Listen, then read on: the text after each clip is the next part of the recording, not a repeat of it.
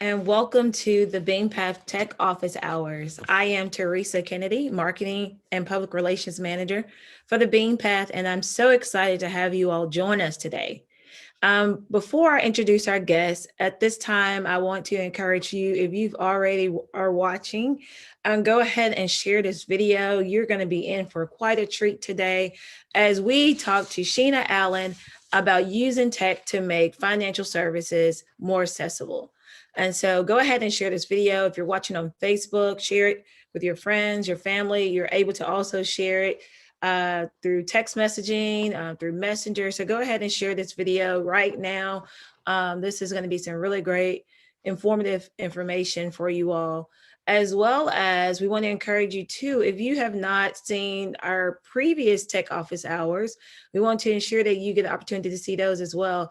The BainPath now has a YouTube channel. You can go to our YouTube channel and check out all the past, not just this year, but last year's tech office hours, and see what we're all about and bringing you information, trying to bridge the tech gap here in Mississippi and those who are connected to us. We just wrapped up, well, not just wrapped up. October was our 3-year anniversary. We had a lot of people who showed support by coming out to our events.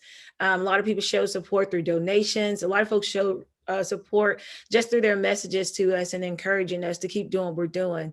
And so we're very honored that those persons take time out to show us that, do that, as well as participate with us in all the work that goes forth to make not only tech office hours happen every second Saturday of the month, but also the programming that the BainPath does throughout the year, whether it's through our after school programming, whether it's our summer programming with youth, our coding camps and programs of that such.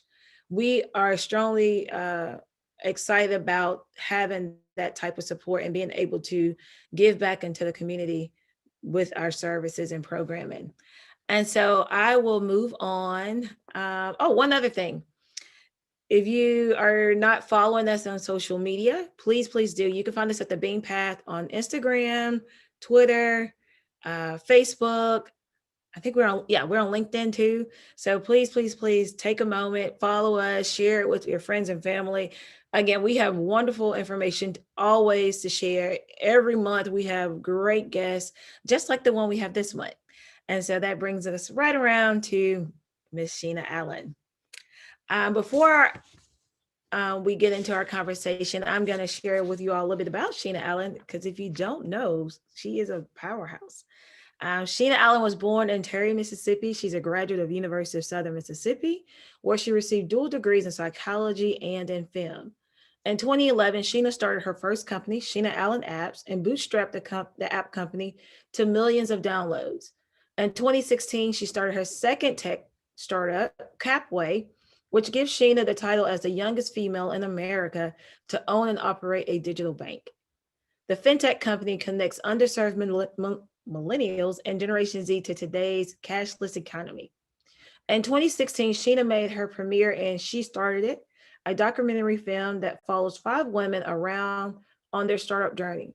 In 2017, she released her first print book, The Starting Guide, which was about her early journey in tech, being a non-technical founder and business 101 tips. We can talk a lot about that. Sheena has been featured in various publications, including Inc. Magazine, Essence, and Black Enterprise. She is a 2018 Business Insider Under 30 Innovator. She's part of the 2019 class of Forbes Under 30, as well as the Inc. Magazine 30 Under 30. And she is a 2019 Inc. Female Founders 100 list, listed on that 100 list. So Sheena, welcome to the BainPath and Tech Office Hours. Thank you for having me. Well, we know that you are a woman, or that, well, I was going to say woman or person that believes that don't spend your time trying to prove people wrong, but prove yourself right. Tell me what that quote means to you. I saw it on your website and it really spoke to me. I think oftentimes, especially being young and talented as you are, you find yourself hearing naysayers and people who say that you can't do it. and you find yourself spending time thinking about what they're saying rather than focusing on all the things that you said that you can and you can do. So what does that quote mean to you enough that you would put it on your website? Yeah, it's kind of like my business motto. And mainly because to your point, I always tell entrepreneurs, in particular aspiring entrepreneurs, you're gonna get a lot of no's when you come into this world. Like entrepreneurship is not for those who do not have thick skin, because you'll be told no. People tell you your idea is stupid, it won't work. Like, go get a 9 to 5. You will literally hear it all. And so that quote was something that I came up with, that really stuck with me. I bootstrapped my first company, even though people had even negative things to say about my first company, Sheena Allen. Going into CapWay, this is a VC-backed company, a venture-backed company.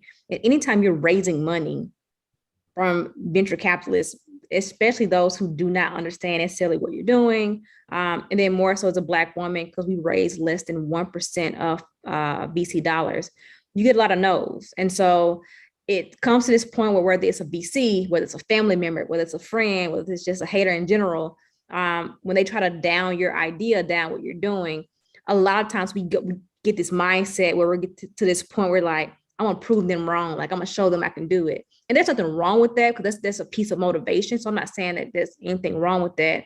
But if you let it consume your mind, you let it consume your journey, you get off the path that you're meant to be on. So for me, I focus on proving myself right versus trying to prove somebody else wrong. Because proving somebody else wrong, like, just truly just throws you off the correct pathway. You're absolutely correct. And you talked about startups and, this book that you wrote, because author is obviously part of your title now. Um, when you talk about your book and business tips, well, business 101 tips, I've worked with other small businesses. And the thing I find often is there's a lot that you assume people know, especially starting a business. And then you realize after talking with them, there's a lot that they do not know. What is the one thing that you found when you were writing your book, or what inspired the book?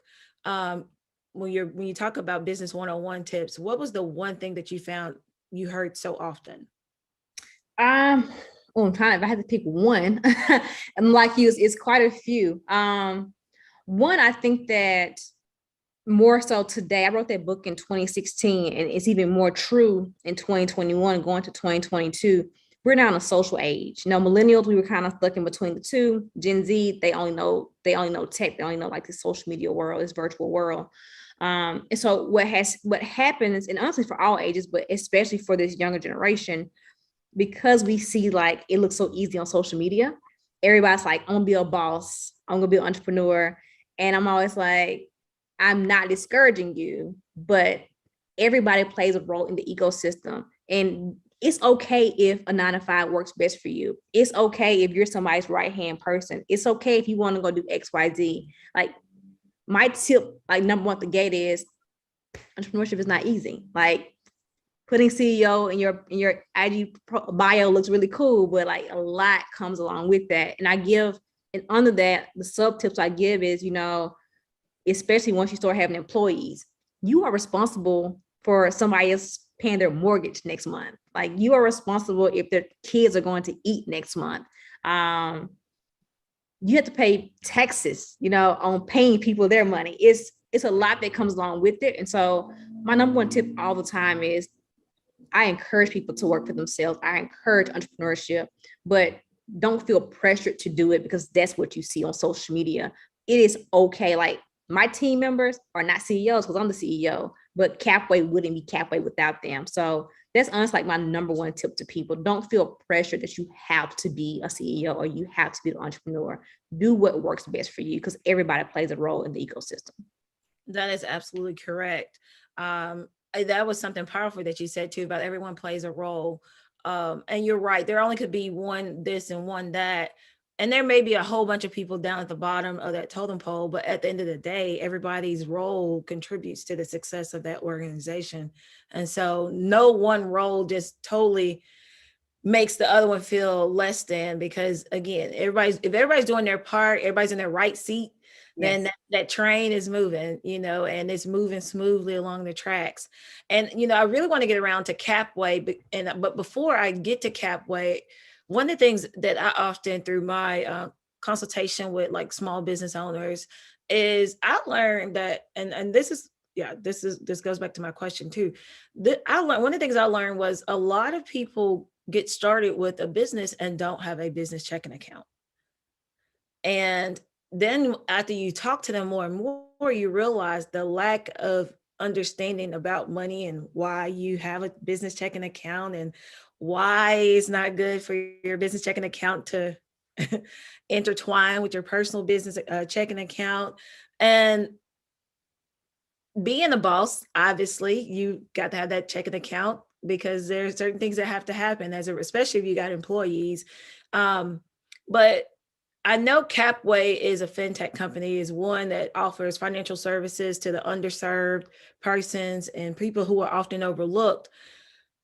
I guess my question is, how did you come up with wanting to create a digital bank that bridges the two, the underserved and also bridging people's educational or literacy knowledge about money and things that they should know as it relates to even business, doing business the right way?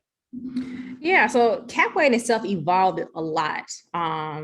And I often tell people when we say we look to service those who are underserved and overlooked. I always have to put an asterisk there because for some reason, unfortunately, people automatically assume we say that we're only speaking to like low income, we're speaking to like poor people. And I'm always like, no, I know people who make 100K a year and they're living paycheck to paycheck. There's people, when we say overlooked, baby boomers have been overlooked because in this new digital age, they're still stuck on brick and mortar. Whereas like the younger generation is overlooked because the financial system is still very, very archaic, still very old. It's FinTech companies who are coming in and being like, this is what we have to do to make this work for this next generation. So I always put an asterisk there because people, once again, for some reason, automatically assume that underserved is poor, which is not the case. But the idea in itself came from being from Mississippi, born and raised, Terry, Mississippi. So if anybody knows about Terry, it's like you drive through Terry, not really in Terry, really small community. But I grew up with my grandparents, my great-grandparents, they kept their money in their home. So the same things we see like on the movies, Soul Food, when the granddad has money in the TV, and Color Purple when Mr. had his money out there in the chicken coop. My grandmother kept her money in her home. One kept it in her sock in the recliner, one kept it under her mattress. So those are like real life stories for me. I started my first tech company in college, Southern Miss, left Mississippi, moved to Silicon Valley, ultimately built my first company out in Austin, Texas. And that's part of the story of CapWay, because it wasn't until I left Mississippi that I realized like, wait, in other big states, like they don't take cash. Whereas like I would come back home to Mississippi, and in 2016, 2017, cash was still king before the pandemic. And so that the light bulb went off was, hey, eventually the cashless economy is going to impact all of us. And that's going to be a heck of a hurdle for people in like tier 2, tier 3 cities, rural areas. And so the original premise idea of CapWay came up, how do I create a digital bank for people who will not have access or will have barriers when it comes to the cashless economy? And I know we'll get into it, but of course we've evolved since then. So, like I said, we have people who are young, old, white, Black. We have people who have direct deposit of $700 a month. We have people who have a direct deposit of $7,000 a month. So we've evolved, but the premise of it still has not changed. And that is, how do we create FinTech or financial opportunities and access for those who don't fit into the traditional financial world? Well, when you say don't fit into the traditional financial world, what does that mean? So the history of, if you think of the history of banking or even the history of finance, it was really made for the 1%ers to be, if you want to keep it frank. So there are a lot of people now who, regardless of what they're making, as I mentioned, I know people who make 100K but still live paycheck to paycheck. That system is, for example, I think the stupidest fee ever, and I say this to someone who runs a digital bank, I think the stupidest fee ever is overdraft fee. Because if I already don't have money, you're going to charge me $36 for not already having money. Now, don't get me wrong, I understand overhead. I understand, hey, this is technically a loan by me letting you go into overdraft. I get all that. I understand the operations. I understand the numbers. I run a bank.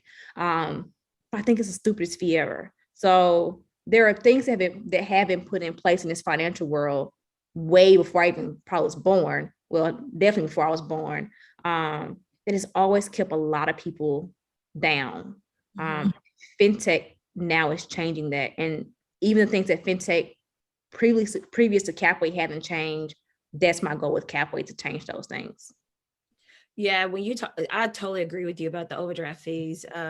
It is like predatory lending almost, that instantly happens when you supersede what you have in your account and you're charged this enormous amount of money as a result of it, or penalized as a result of it. And, I think they should just obviously make it where you either can't get it or you, and oftentimes what I found is, well, yeah, you just can't get it. But what I found is most people just aren't knowledgeable.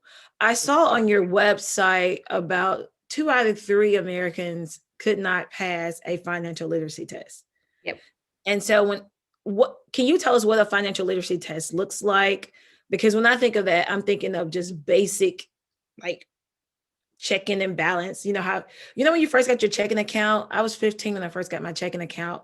And my mother used to make me sit down and write out how much I spent. I was just writing checks for anything because I was so excited about it. But my mother used to make me sit down and with the little ledger there and write out everything. And eventually that I did a whole lot away with that. But can you talk about what does a financial literacy test look like? Yeah, so I mean, there's a lot of people who've put, like, different organizations or corporations who put these studies together, but every financial literacy test that I've seen that goes into those studies, still they're like the basic of the basics. So it's like, you buy a shirt for $100, it's 10% off. How much do you pay? What's the difference in a debit and a credit card? What does co-mingling mean? What is the insurance rate for FDIC? Like, it's Oh, a wow. lot of it is like really, really basic information, but a lot of people just don't know. It kind of goes back. We just talked about overdraft fees. We did our R&D around that, that and other things. But it was, a lot of people felt like overdraft protection, the bank was protecting them from overdraft.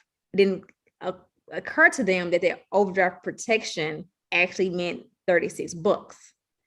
So it's things like that. We talked about business accounts earlier. People who commingle their personal accounts and their business accounts, and or they don't have business accounts, and or even more so, you get someone who does business, and because they want to have ink behind their name, they go file as a corporation when they file their company versus as an LLC, because they want to have ink behind their name, not realizing that's double taxing themselves. So a lot of it just comes down to just lack of knowledge, and or people just not knowing. My grandmother used to always say, you don't know what you don't know. And that's one of our biggest downfalls across the board, but especially within the Black and brown community, is we haven't had access to that information. And so we just don't know. Absolutely. I totally agree with you on that. I have a nephew that's 24. And I remember the first time I asked him to send me a check, because he always asking me for money, and everything is always a loan to him. I'm gonna pay you back. I'm gonna pay you back. I was like, no, send me a check. Write me a check. And he was like, huh? Write you a check? What's that? I was like, oh my goodness. And I was like, have I failed him? But that goes to that group that y'all are targeting. Like, these are people who know direct deposit and not having to go to the bank and deposit. I mean, and sign on the back of a check, or drive through, sign on the back of a check and deposit.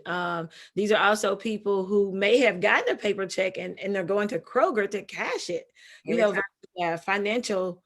And I've seen these places like, and I'm not knocking a grocery store that offers these type of financial services, but if you go in any one of these places at the beginning of the month, packed. They're even expanding their money financial service areas to accommodate the amount of people that come in and pay a fee to cash their checks.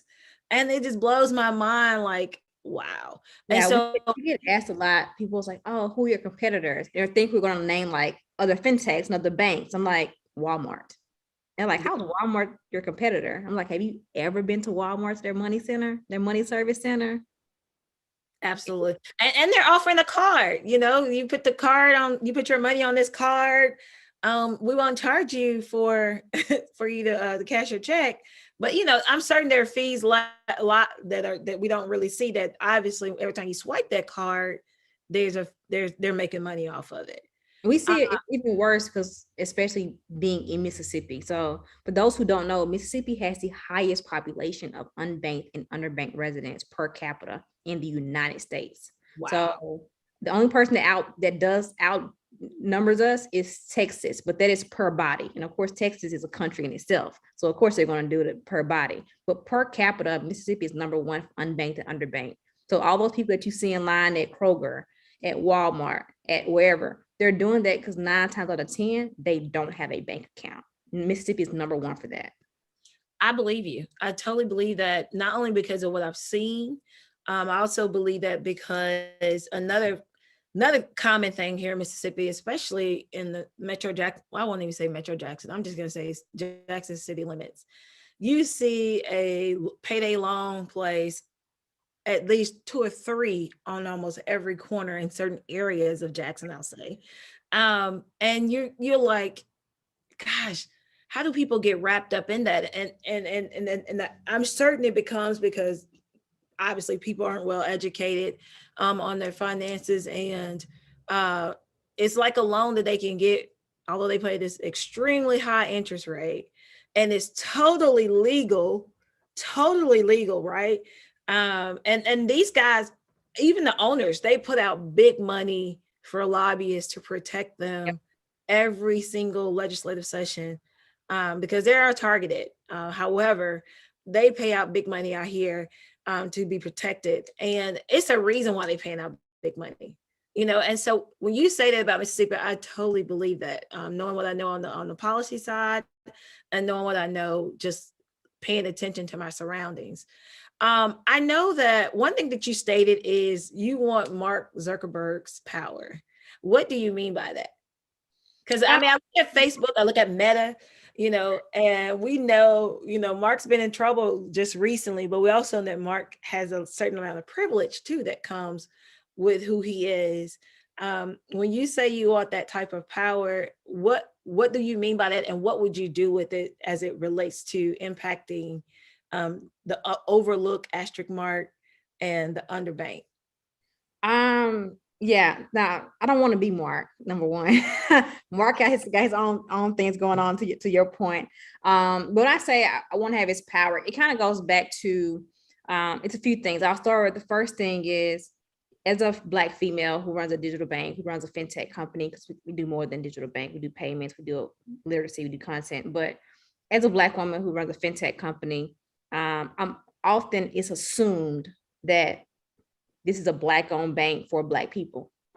And I always have to have a rebuttal for that. I'm like, no, we bank green. We have people of all colors, all races, all genders who use CapWay.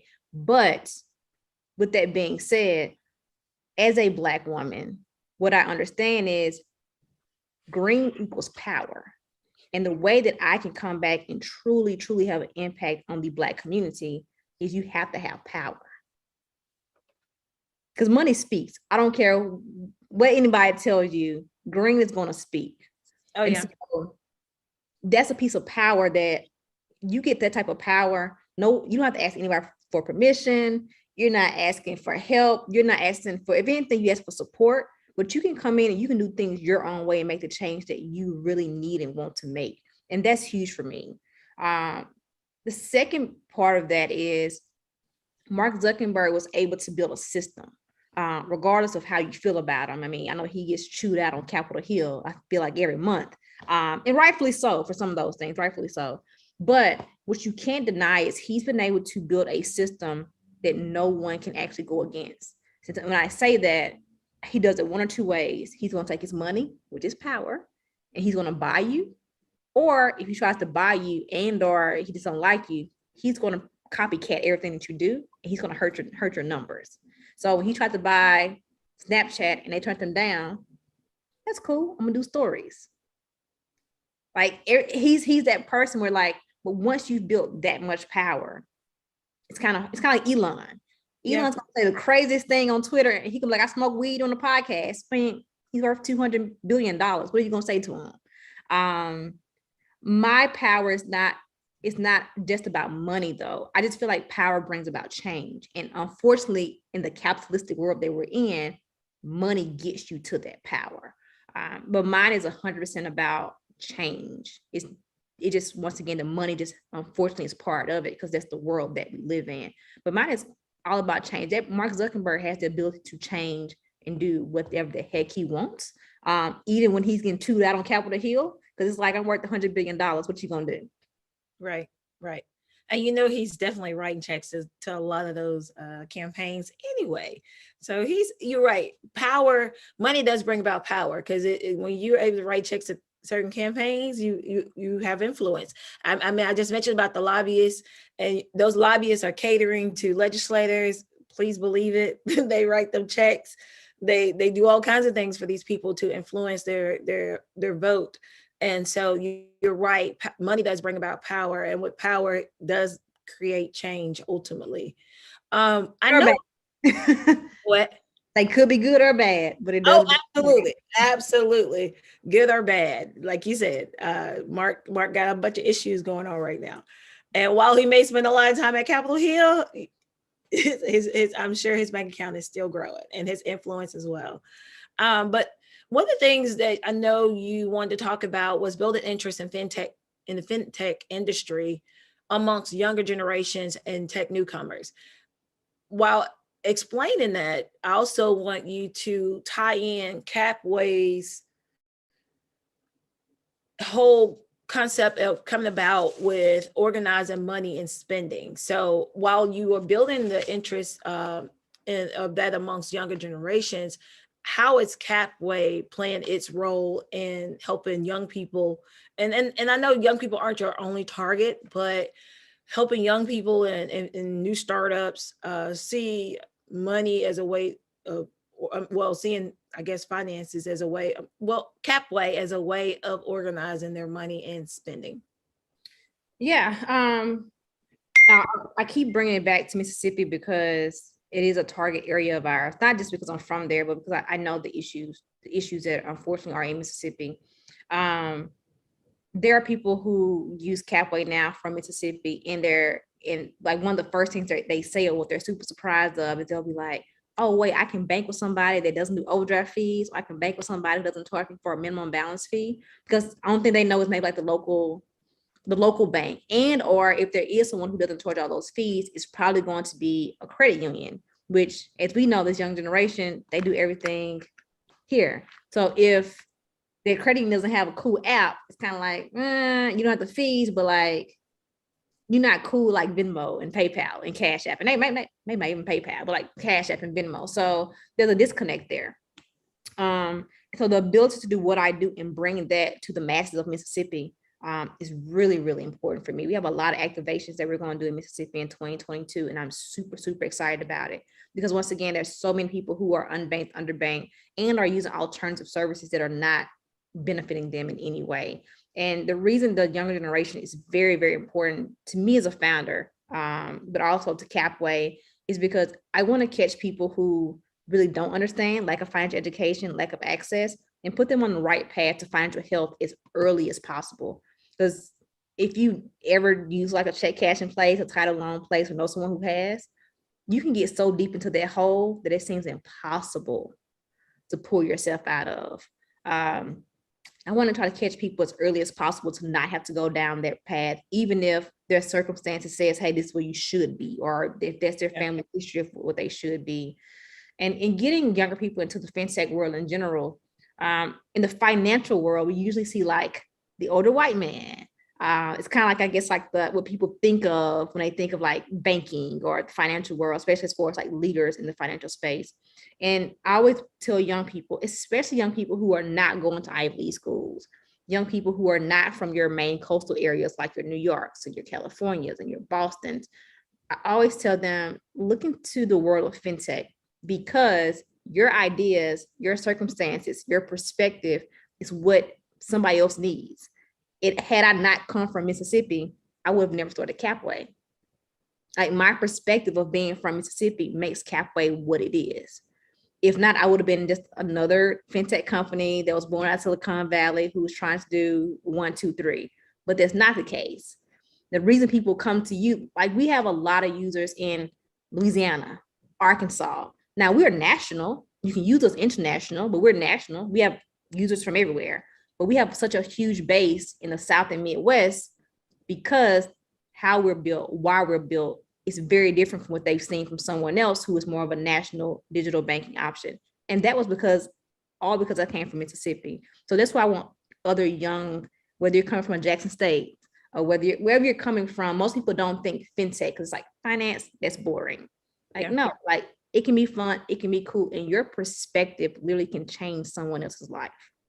Absolutely. I totally agree with you about that. In terms of your experience has helped shape your company and help shape your outlook. And you know that there are people, especially Sharon, when you shared the numbers of what the per capita in Mississippi here of people who are underbanked or unbanked. I have a master's in ag econ and I went to Alcorn State University. And when I tell people that or people know that about me, they instantly think of farming, right? But ag is so much more than that. And I realized my eyes were even open to it being so much more than that when I did an internship with the USDA back in the early 2000s. And I got there and this building literally takes up an entire block in Washington, D.C. And you get in there and you learn that there are so many more components. There's a SNAP benefit program is inside the USDA. So you know it's more than farming. And when people learn that, they learn, and I guess it just goes back to the education of it all. The more educated you are, the more knowledgeable you are, the better decisions that you can make for yourself. And, I really applaud what CapWay is doing as it relates to realizing that there is one, disrupting the market, obviously, with traditional banking, and two, realizing there's a lot of people who still need to be touched, and there's still an opportunity, and three, is still an opportunity to do something different and really make a change and have an impact. You talked about CapWay's activation in Mississippi in 2022. I'm trying to get used to saying 2022. I feel like I'm saying too many twos, but next year. So, do you want to share a little bit about what that activation looks like right now, or? Yeah, I can share some of it. We have not chosen the school quite yet, but we will. Our goal is to choose about 2 or 3 different schools in the state of Mississippi. Where we're going to do activation with a company called Gooder. Gooder is very well known in Atlanta, but they're a national company. But their name became really well known about a few months ago because they opened up a grocery store in a middle school here in Atlanta that the rapper Gunna used to go to. And so what we're doing with them is we're actually identifying areas that it's an overlap of food deserts and banking deserts. Mississippi is also a food desert. A lot of places are food desert. And so we're identifying areas that are overlapping food deserts and banking deserts. And Gooder will be responsible for the food. CapWay is responsible for the financial education piece, but CapWay overall is responsible for the store at a high level. And the goal is we want to go into these schools and say, hey, let's give these kids reward points for learning education, but it's not reward points where it's like, cool, I got 2 points and that's cool to say. It's no, they're also able to eat. I talk to too many principals and superintendents who are like, I'm trying to teach these kids, but they're coming to school hungry. They come to school, they haven't eaten. Only food they get is when they're for lunch at school. And so for us, it was how do we combine the two?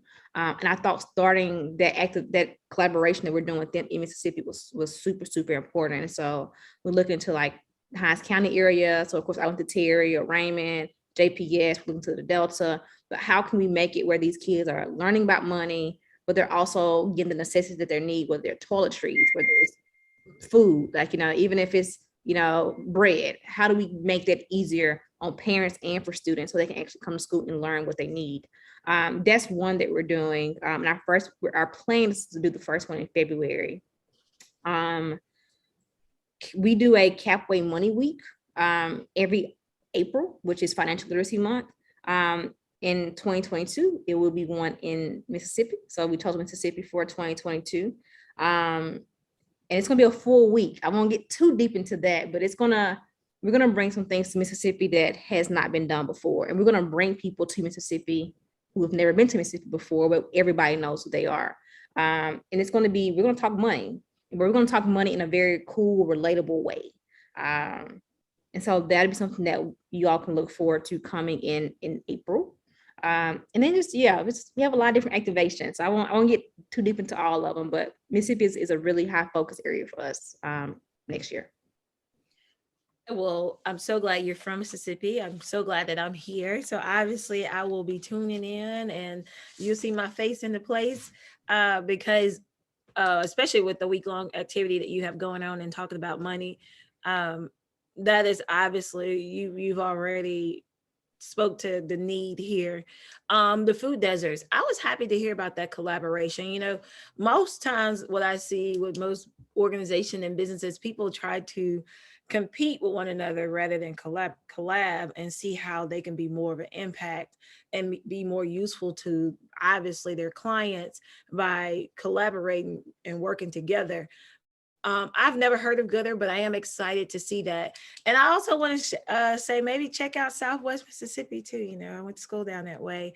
Let's not forget those persons down there, Natchez and we look into Prentice, Natchez. So it's a statewide thing for us. It's not just Jackson. So it's going to be a statewide thing, and we want to identify the areas.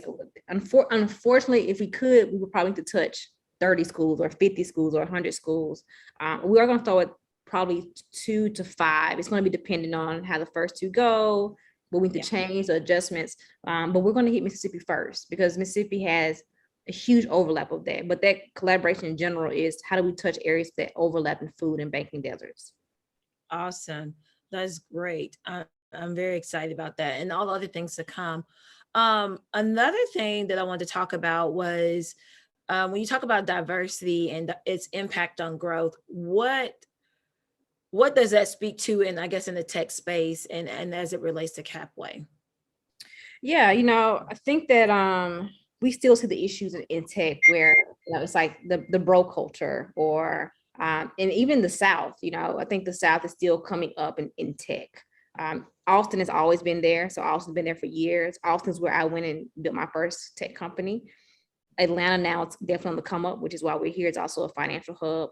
Miami is a new come up area, and then you have small things happening in like New Orleans and Memphis, and now more activations happening in Jackson. But I always speak to the diversity of it because, kind of as I spoke to earlier, trying to get young people into this space.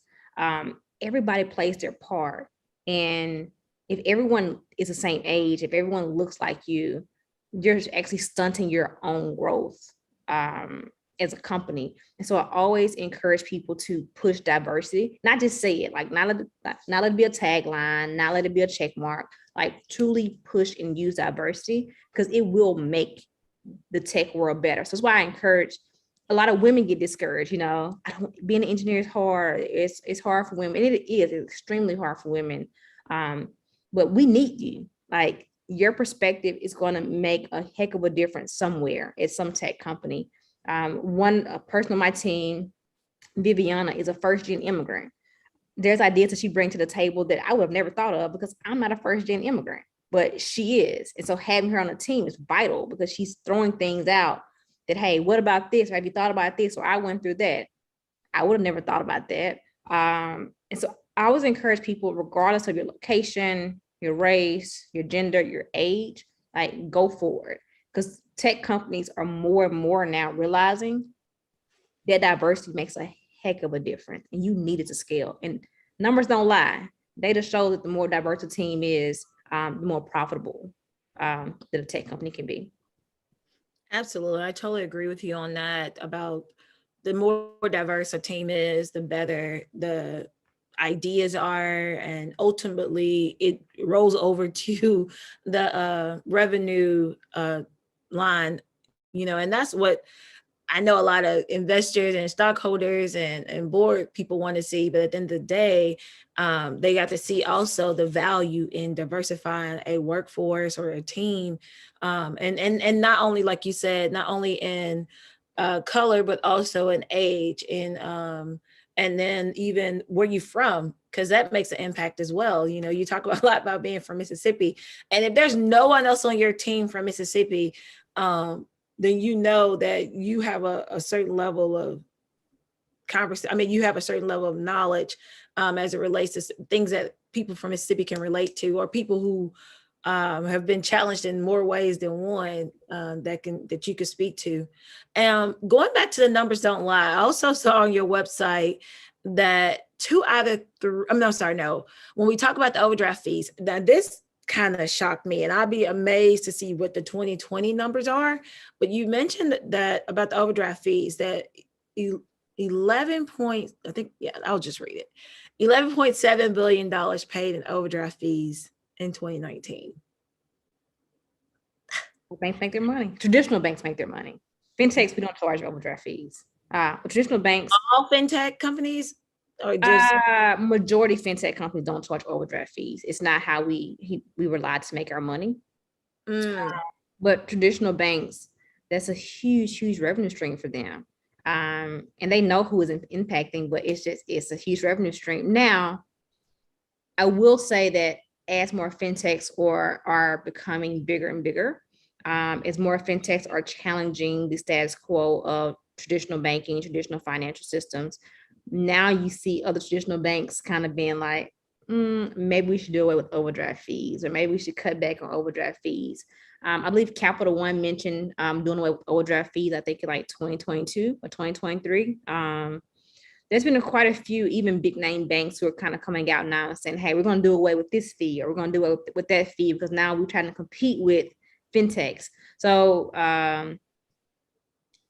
it is what we do as FinTechs are definitely changing or challenging traditional banking.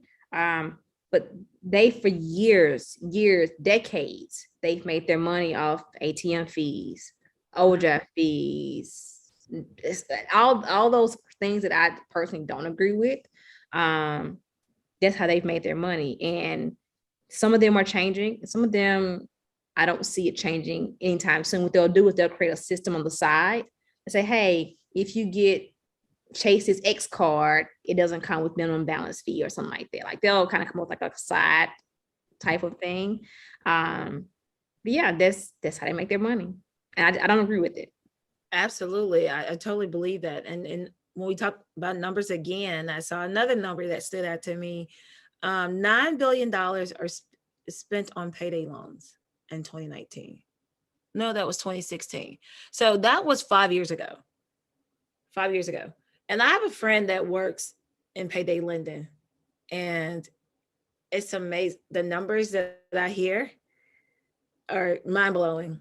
I put that number up there because a lot of times when we speak to investors, even when I spoke of like my perspective and my being from Mississippi, what I knew from experience from family members, they would always say, because anytime you're a VC-backed company, they're looking for 10x.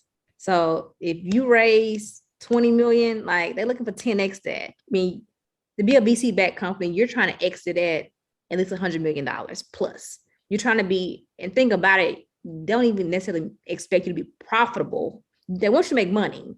Uber is not profitable. WeWork is not profitable. They're worth X billions of dollars, but they're not profitable. So when you're a VC-backed company, they don't necessarily expect you to be profitable. They expect you to have high volume rates, high traction. And so with that being said, we are a VC-backed company. So I had to prove to my investors, hey, this is a market that not only can it make money, but there's a high traction and volume rate here. And so that number is so important, not only because I want consumers to see how much money is being spent, but I wanted people who doubted this space, because a lot of people are like, oh, that's a third world problem. That's like a Latin America problem. And that's like the continent of Africa that happens there. Like that's not an American issue. And no, there's people who spend this much money per year at predatory services. So that market is alive and well in the United States. And continually to thrive. Yes. To thrive. And again, that 9 billion was in 2016. That was 5 years ago. I can't imagine. We know it's double digit now, especially after having gone through a pandemic, and people are still hurting as a result of it and suffering. we know that number is well into the double digits. And so when you talk about it not being, or people saying, or investors saying it's not an American problem, yes, it is. It's very much so. And people being, again, overlooked, asterisk mark, and then misunderstood, and underbanked. There is a need for what you all are doing, and there's a need for these type of services.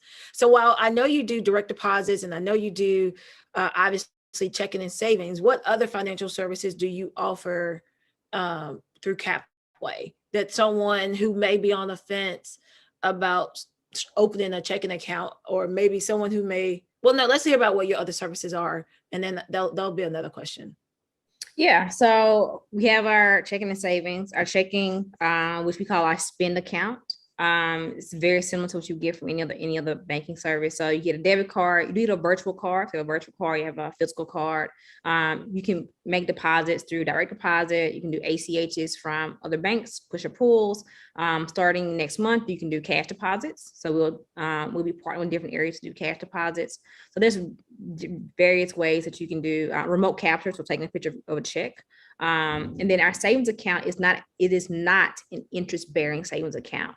Mainly because the interest rate is so low that I always tell people I would much rather you put your money somewhere else than in a traditional savings account right now, because you're not going to gain anything off of it. And so our savings account is what we call our money goal account. So what you can do with that is you create financial goals within this savings account, and you can either do it different ways. You can transfer a certain amount of money per month. You can do it like a reoccurring. So maybe on the 20th every month, you send $25 over. You can do round up. So every time you swipe your CapWay debit card, the change is rounded up and it goes to your money goal account. And you can disperse that money out as you wish or how you wish between these different goals that you have. And the cool thing about that is starting next year, right now we're looking for it to be launched somewhere around March. You can actually make your money goals public. And so what that means is, well, I can create a money goal for myself right here, right now, today. Only I see my money goals. But somewhere around February, March, I can choose to make my money goal public. And that will mean that anyone from anywhere in the world can actually come and contribute to my money goals. So almost like a GoFundMe, but it's tied directly to your CapWay account. So if my money goal is, I'm a teacher, my money goal is, I need to raise $500 to take care of supplies, because we know that happens. I need $500 to take care of supplies for my students. If that is that teacher's money goal and it's in the education area, someone can actually search that database, which we call our humans database. If they want to search for just educational things, they might say, hey, here's someone who has a money goal of $500 for supplies for students. Some stranger can come and just like leave that $500 or give $10 or $50. So that's something that private money goes is available now. The public option will be available first next year. We're really big on, we have send and receive, so P2P. So what you see for like a Venmo, a Cash App, a PayPal, same thing we do. So we do P2P. We are huge on content. So we have an entire content department to CapWay. This is not like your just textbook financial literacy or some few articles. Like we have a full-fledged content department at CapWay. And so while we do have your whole like infographics and videos and articles, we also have engaging features. So we have like Money Talk, which is we talk about different topics and different subjects, and people come in and leave their comments and they vote on things, and it gets high engagement. And why it was so important for me to start that was because what I realized was a lot of times when people's going through financial issues, they always feel like they were the only one, especially a Southern thing, especially a Mississippi thing. If our lights are cut off, don't nobody know but us in this house. Yeah. And what I found was when I started putting people in a room and that one person would finally speak out and tell the truth about their issues, it opened the floodgates and everybody spoke about like, oh man, I thought that was just me, or I thought I was just going through that. And so because it's you have the option to remain anonymous in a very high security way, it let people know like you're not by yourself and like you're in your financial journey or your financial struggle. So we have that. Starting January, we start the Money Room. The Money Room is very similar to, if anyone knows or follows Masterclass. Our Money Room, we call it Masterclass of Money. And every month we release another Masterclass. And the one in January is being taught by Ashley Fox, who was one of the youngest Black women on Wall Street. And that money room is about investing for beginners. So she breaks investing down as if you are 5 and interested in investing. You know, we have one on like the art and economics of like shoe flipping. We talk about the money game of esports. We're talking about NFTs. We're talking about cryptocurrency. So we have that's starting in 2022, and we have just different things. We have payments things that we're doing. So once again, digital banking is our core, but over time, people see we're doing everything from payments to content to an array of things. Our goal is to how we're building this financial system, not just a digital bank. So yeah. That's a lot. I wasn't even expecting you to say all that. So right now, you guys just offer this type of services for personal or individuals, not business. Will that be something that you all eventually would get to, is offering like business? So our current timeline looks like we'll be doing business accounts somewhere around summer. But we have a twist to our business accounts, which is why it's taking longer to put it out. And I was okay. I'm a perfectionist, but I also like getting things out. But it was really important to me to make sure the system was built the way that it should be with our business accounts. So can you come to CapWay in the next 6-8 months and get a business account, just straight out business account? Yes. But will there be other options for people who are trying to start a business but have no clue how to get a domain name, no clue how to get their EIN? It will all be part of the system. And so, yeah, we will have business accounts starting next year. Sweet. Another thing you mentioned was about the public option for money goal accounts, how people can donate to. Well, is it a donation? Will it be like something that's tax deductible for the actual donor who may be, or I don't even know what to call them a donor. Is it seen as a donation, or what do you call it? Yeah, so it is not seen as a donation. We fought hard for that. We fought hard to make it where it was tax deductible. But it seems that unless you are a nonprofit across the board, it's a lot of political things and paperwork, and we try hard, and it just didn't work for us from a tax and accounting and a legal perspective. So instead, what we call them, you are a donor, I guess, in some ways, but we call them humans. And so it's one of those things, like just from one human to another. You're giving and you're helping, but it is not tax deductible. Although we try hard for that to be the case, but it is not. Wonderful. And I like the names. Spend account is your checking account, which is very true. It seems like I do more spending than actual coming in. And then even money goal accounts for savings. Obviously, anybody that's saving got goals of some sort as relates to money. So I like the names. That's really neat. And when you talk about reaching those millennials and Generation Z folks, they like things like that. And then when you talk about even the older people, I mean, we all like convenience, right? We all want it done right away. So knowing that you do P2P, and then also, one of the things that fascinates, I think, most people about Cash App is how simple it seems. Yep. Now, one of the things I saw when I logged into my Cash App the other day, which I didn't know existed, was now they're offering that loan. They got you in, and then it popped up, was like, oh, don't have it. You can get a loan. I was like, oh, wow. But nevertheless, more than anything, I think what CapWay is doing is phenomenal. I know you guys are obviously disrupting like I said earlier, the traditional banking system. Find a way also to reach people who have not been reached or felt like it wasn't for them. But I'll just say I'm excited about what's to come. Happy that I'm here. I guess I'm here in Mississippi, so I'll get to see a lot of what you guys got rolling out, and see it up close and personal. Sheena, I want to thank you so much for taking time out. You are always on the move. I went to Google I was going to Google something else, and I said, well, let me Google Sheena Allen. And when I typed your name in, I didn't even get done, but those 2 E's, thank your mom, or whoever named you, those 2 E's really set your name apart from a lot of other folks' names. So when I typed in Sheena, and I didn't even finish Allen, and it was already popping up a whole gamut of things. Girl, you are out here doing it. And, I'm so honored to have this opportunity to speak with you, and you share about, FinTech, educate our audience on what that means, what CapWay is doing, how they can be beneficial. Also, it looks like we now have a question that I'm not sure how I'm gonna get to it, but let me see if I can pull it up real quick.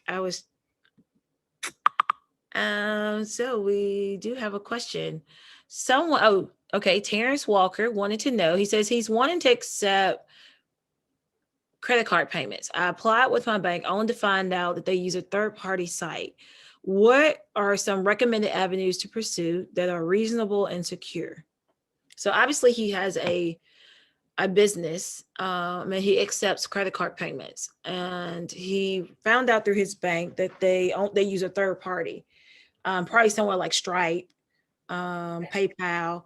Where What do you have any recommendations for him on who he should use for that type of service?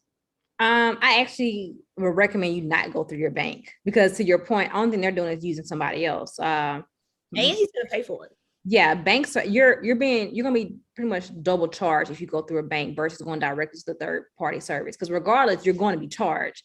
If you go through a bank, you're charged twice, because the bank's gonna get their cut, and then they got to get in the third party services getting their cut. So you actually, Teresa, you hit dead on the head. If it was me, I'm going straight to Stripe. I'm going straight to Square, because Square, although Square owns Cash App, their consumer side from like just pure to consumer is not their number one. Their bread and butter is business. That's why they have the little squares, and they have now the POS systems.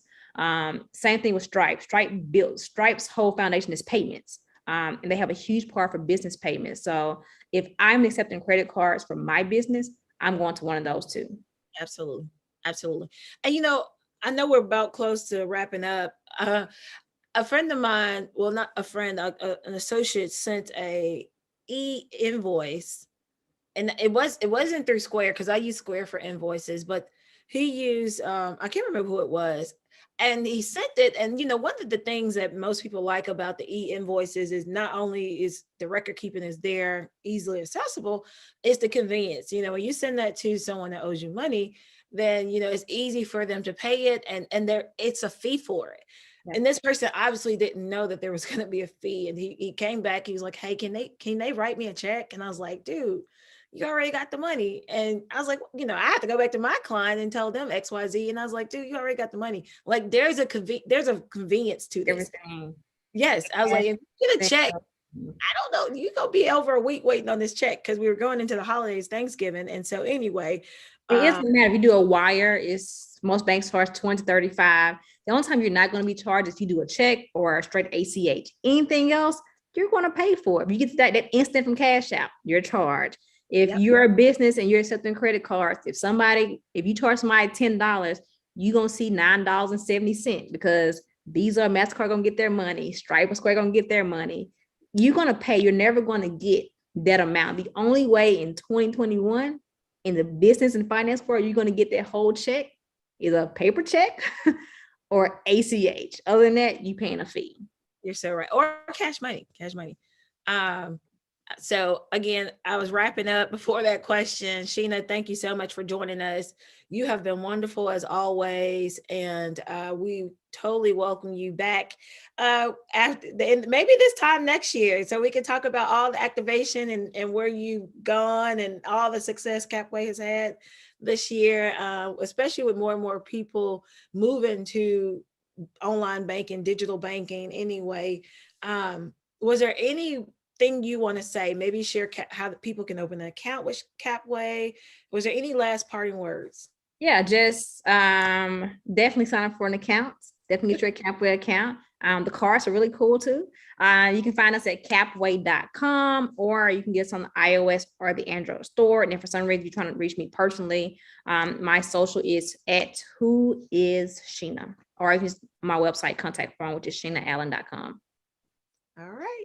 Well, thank you so much. Again, you can rewatch this. If there's something that Sheena shared that you want to hear it again, you can watch it on our YouTube channel.